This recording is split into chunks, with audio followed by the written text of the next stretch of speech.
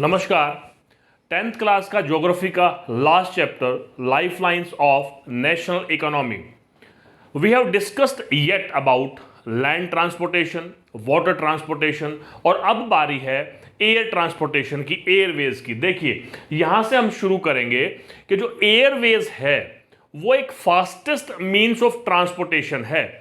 Globalisation का जो process है वो एयर ट्रांसपोर्टेशन की वजह से ही पॉसिबल हो पाया है, क्योंकि एयर की वजह से ही हम लोग एक जगह से दूसरी जगह पर बहुत जल्दी पहुंच सकते हैं, क्योंकि ये फास्टेस्ट मीन्स ऑफ ट्रांसपोर्टेशन है, कंफर्टेबल है एंड प्रेस्टिजियस। लोग इसमें बैठना एक प्रेस्टिज का इशू मानते हैं। बहुत सारे लोग आज भी ऐसे हैं जिन्होंने हवाई यात्राएं नहीं की है, तो इसको गिना जाता है प्रेस्टिजियस ट्रांसपोर्टेशन में। उसके बाद आता है कि what are the areas covered by airways, that's why we can say airways is one of the important transportation.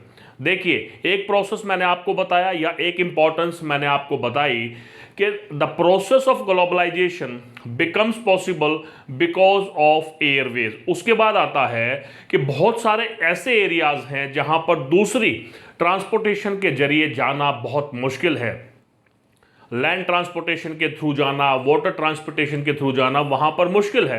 देखिए जो टेरेन एरिया है, हाई माउंटेन जो है, माउंटेनियस जो एरिया है, जहां पर रोडवेज नहीं पहुंच पाई है, जहां पर land transportation, water transportation possible नहीं है, वहां पर एयरवेज बड़ी आसानी से चली जाती है। वहां पर किसी भी प्रकार की प्रॉब्लम हो वो आसानी से कवर कर लेती है। उसके अलावा जो डेजर्ट एरिया है, again there is a complicated task to lay down the road network and railways. Even when water bodies are not there, the water transportation is also not possible. But air transportation can easily cover desert area also, forest area. When we will go in the mountainous region, और जो eastern part हमारा है वहाँ पर बहुत ज़्यादा dense forest हैं जहाँ पर एयरवेज आसानी से पहुँच जाता है। ये कुछ इसकी कैरेक्टरिस्टिक्स हैं, बताया है। नॉर्थ ईस्टर्न स्टेट्स जो हैं हमारी, वहाँ पर रिवर्स हैं, वो डिसेक्टेड रिलीफ है, बाकी के एरिया से कटा हुआ है। उसके अलावा डेंस फॉरेस्ट वहाँ पर है, फ्रीक्वेंट फ्लड वहाँ पर आती रहती है। तो एयर जो ट्रेवल है वहाँ पर इजीली एसेस कर पाता है। ये उसकी कुछ कैरेक्टरिस्टिक्स हैं। इसके अलावा ओशियनिक स्टेज, हमें अगर समुद्र को पार करके कहीं पर जाना हो तो air transportation makes the travel easy. Okay, then interior part of Jammu and Kashmir, again mountain cover area, and Himachal and Uttarakhand. We are having two kind of air transportation. One is domestic and second is international. Now we will discuss about the international airports. हालांकि हमारे यहाँ बहुत सारे airports हैं, लेकिन यहाँ पर हम मेजर एयरपोर्ट्स के बारे में बात करेंगे। जो इंटरनेशनल एयरपोर्ट हैं वो 125 टोटल हैं। और देखिए अब जो सरकार है वो ज़्यादा से ज़्यादा एयरपोर्ट को बना रही है, तो ये फिगर घटता और बढ़ता रहता है। इंटरनेशनल 11, डोमेस्टिक 81, कस्टम 8, डिफेंस जहां से ऑपरेट होता है वो 25। ये टोटल हमारे एयरपोर्ट हैं जिसमें से इंटरनेशनल 11 हैं।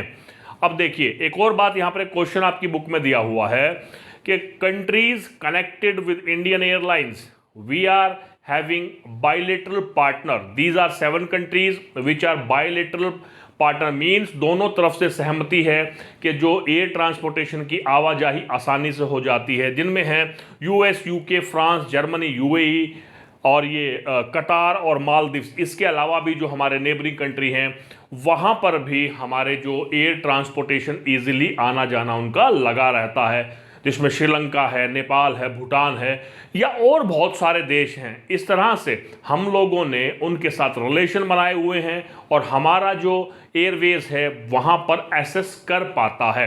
तो ये कुछ मेजर एयरपोर्ट्स हैं जिनके बारे में हम बात करने जा रहे हैं। देखिए इस सेक्शन में बहुत ज़्यादा चीज़ें बताने के लिए नहीं है। पहली है importance of Airways, but of course it reduces the distance between country. It can reach to the areas where land transportation and railway transportation not possible.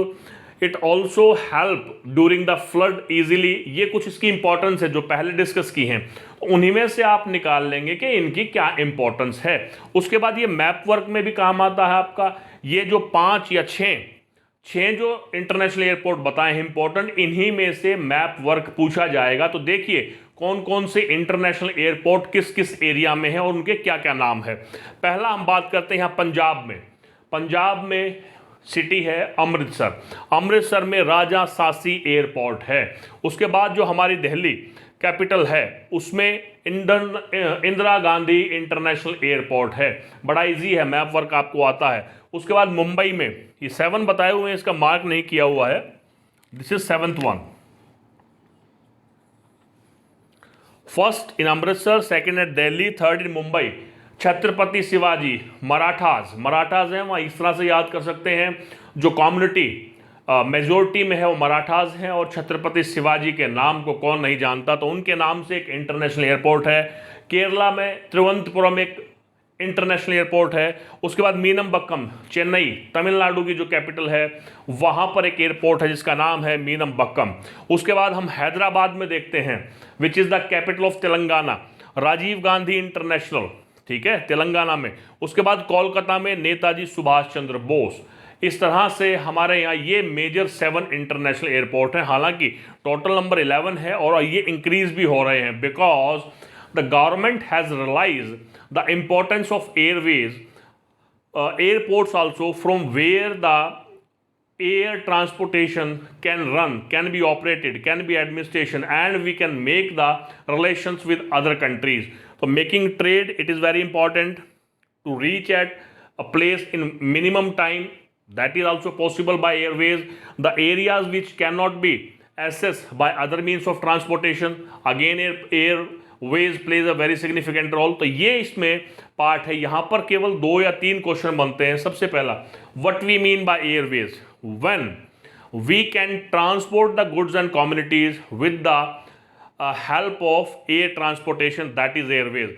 Importance of airways ये हम लोगों ने डिस्कस किया है। And the major international airport जो 7 हमने बात किया है, अमृतसर में है, दिल्ली में है, केरला में है, चेन्नई में है, कोलकाता में है, हैदराबाद में है, इस तरह से ये मेजर इंटरनेशनल एयरपोर्ट हैं। इसके बाद हम कम्युनिकेशन के बारे में पार्ट शुरू करने जा रहे हैं।